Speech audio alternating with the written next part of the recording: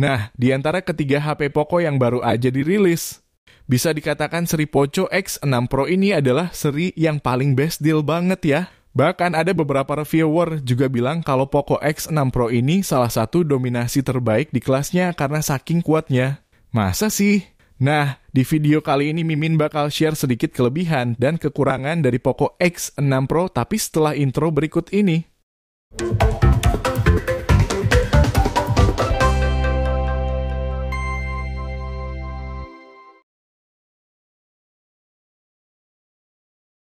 Ya, Poco X6 Pro smartphone yang lagi hip banget di kalangan pecinta gadget Indonesia karena spesifikasi yang ditawarin itu benar-benar gila.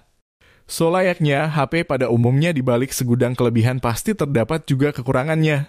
Nah, meski begitu, kalian juga perlu tahu kelebihan dan kekurangan dari Poco X6 Pro ini yang bisa aja ada beberapa kekurangan yang membuat kalian kurang suka dari HP ini.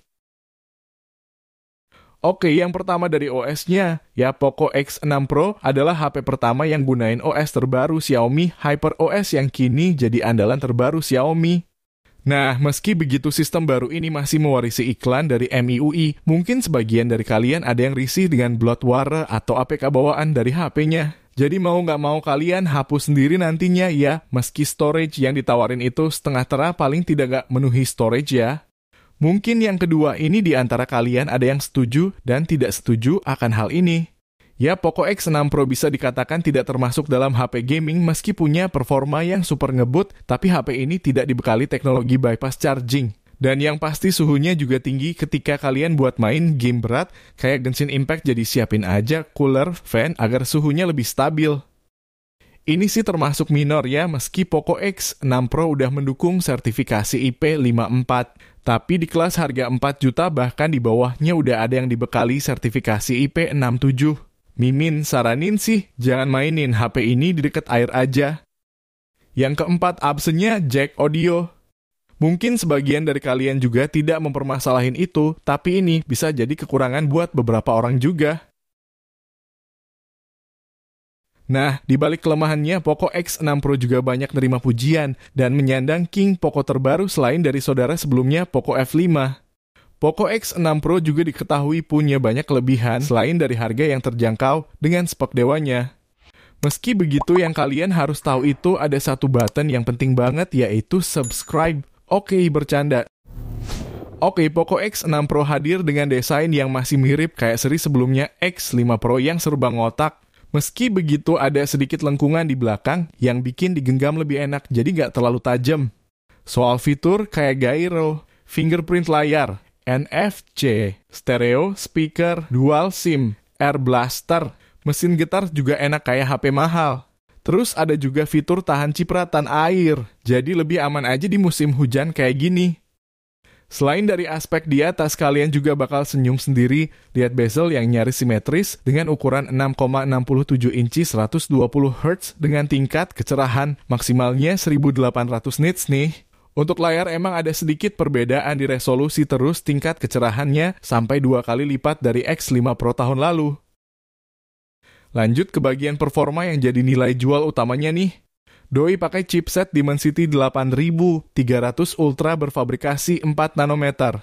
Buat game berat kayak Genshin di mode performa on dan game turbo on. Di settingan mentok high 60 fps berjalan mulus dan dapat rata-rata di 58 fps-an. Buat suhunya, ini cukup tinggi sih di 42 derajatan.